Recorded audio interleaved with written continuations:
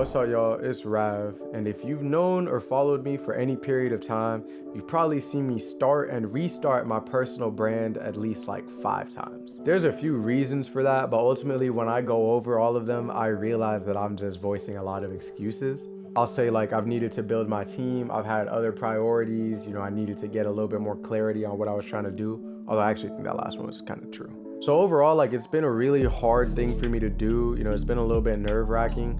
And I think one of the things that made that so much harder was that a lot of the people that know me exclusively through the internet, but even people that know me in real life, they just have this idea of who I am that isn't really real. People think that I make a lot more money than I do, that I know a lot more than I do, or that I've accomplished a lot more things than I have. And it's always made it really hard for me to feel like I was building something authentic because people were believing things about me that weren't true. So I've always thought that the first step towards really branding myself online was actually deconstructing that facade. And that just felt like a lot more work than I was willing to do at the time. But after thinking about it and studying a lot of influencers, professionals, content creators that I have a lot of respect for, I've actually found that maybe instead of deconstructing what people think about me that I had no control over, I think that I can do that while at the same time exploring my interests, staying true to who I am, and being committed to growing, which I already am privately.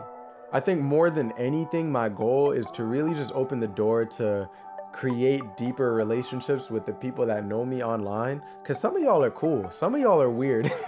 But even if you're weird, like some of the weird ones are the cool ones too. So the door is open, and I just want to keep opening that door for conversation. So in preparation for taking this journey, I've spent a lot of time studying business professionals and influencers that I think have done a really good job of building strong personal brands. And in doing so, I've found one thing that, at least for me, has been an underlying common denominator in all of the brands that I like to engage with, that I find myself really inspired by or really drawn to. I want to make the disclaimer here that I am not trying to say that you need this to be a strong personal brand, because I've also found a lot of personal brands that have a really big following and an engaged audience that don't include this piece.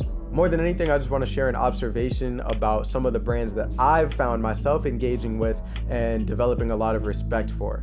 So if you are in the process or you're thinking about building a personal brand, I hope that this just shares for you a piece of perspective that may or may not resonate with you. If it does, pick it up, act on it. If it doesn't, go on about your day.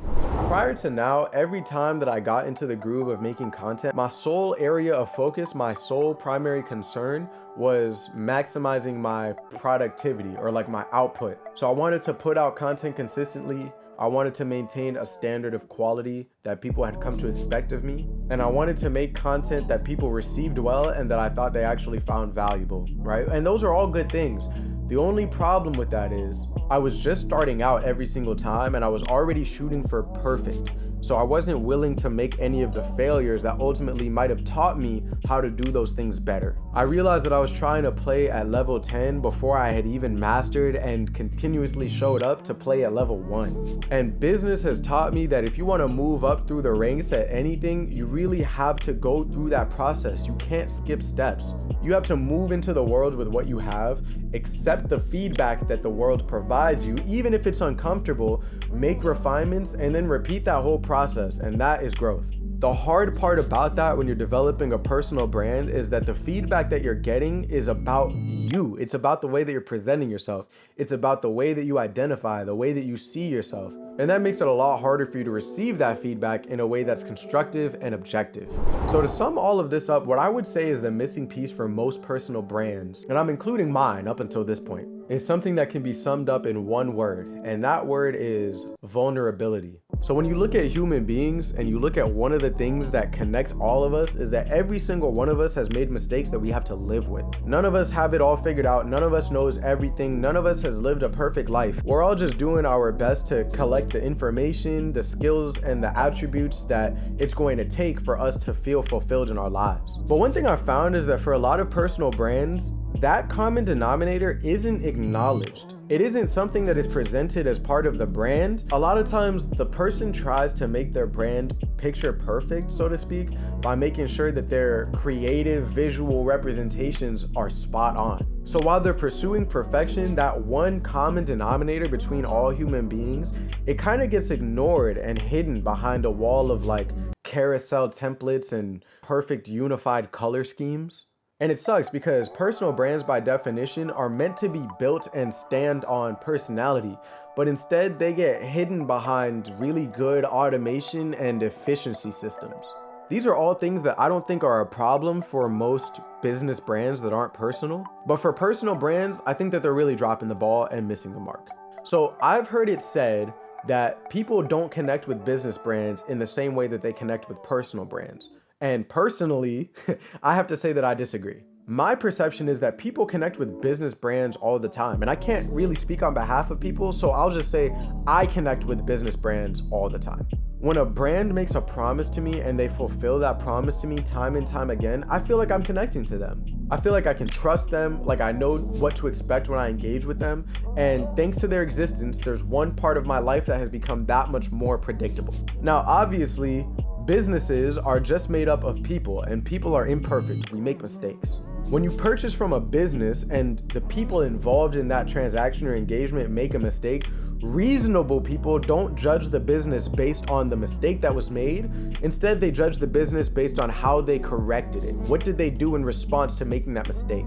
Of course, not everybody in the world is reasonable, and you can see this if you look at any business and find those ridiculously long and aggressive 1-star Yelp reviews. You've got to understand that when you are developing a personal brand, you're opening up the door for that same exact kind of treatment. There are going to be people that are just as unreasonable that engage with your brand. It's the truth, bro. The only difference is that when you're building a personal brand, it's your face and your name that's on the chopping block if people decide to be unreasonable. You get the privilege of creating influence and capturing attention by just being yourself, but it comes at the cost of being subject directly to all of the ridicule and the potential for accusations of broken promises. Now, on the bright side, that creates a huge opportunity to build a deeper relationship with your audience than you could if you were a regular brand. Because everybody understands what it's like to have to fail and make mistakes and have to live with them. But also to redeem yourself through continuous improvement. When you're able to be vulnerable and share that part of the equation with your audience, you are creating a platform through which they can connect with you because they get it, they understand. Now, I found that there's only really like 3 ways to offset that potential for negative outcomes when you're building a personal brand. The first is that if you are not able to handle other people's perceptions of you when they're negative, or you can't own up to your own mistakes, you might not want to start a personal brand. Like that's just the facts. The second is that instead of promising perfection, you should make the promise that you're always going to show up as your best. And the third, and this is probably the hardest part, is that you got to accept that not everyone is going to like you. Actually, matter of fact, there are going to be people that hate you just because you're being yourself. So now that those 3 are out in the air, I want to circle back and kind of elaborate on number 1. I think the easiest way to avoid promising perfection is just being really open and transparent about who you are, what it is that you're journeying towards, and who you've been evolving into at any given moment. Now, that doesn't mean that as soon as you make a mistake or you screw something up that you have to like take to your social media channels and voice your mistake to the entirety of the world. I think what it means is that when you see an area that you can improve or your audience expresses that to you, you should act on that if it's in alignment with who you're looking to evolve into. And you should be transparent about that journey. Little sub note here, transparency doesn't mean that you have to share every detail of what you're doing. It just means that what you do choose to share, that portion should be an open book. You should be comfortable answering questions about that. It means that if you do something or you realize that the way you're presenting yourself or that you're being perceived isn't meeting your standard, you should accept that, acknowledge that to your audience, and then put whatever work is necessary into improving it.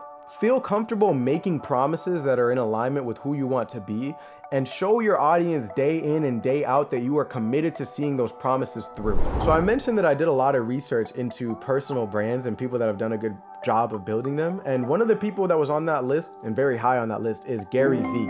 I remember seeing a video a couple weeks ago of Gary Vee. He was talking to this girl on Zoom. She might have been my age, like she was a younger girl. They had a really good conversation. I watched the whole video through. They talked about a lot of really insightful topics. He shared a lot of his insight, his experience. But when the video first started and I first saw his face pop up on my screen, the first thing that stood out to me was his hair. We're looking at Gary Vee, right? One of the most prolific media entrepreneurs or media involved entrepreneurs of our generation. And bro, this dude's hair was a mess in this particular video. Looked like homie had just gotten out of bed and been like violently attacked by a squirrel or something. But the craziest thing about it was that after 3 seconds of noticing that, I completely forgot about it and I continued to tune into the conversation. And the reason that I was able to do that without losing any respect for Gary Vee or his insight or his expertise is because Gary Vee has never made the promise that, hey, I'm the guy that's gonna show up with the perfect hair all the time. He's never told his audience, be it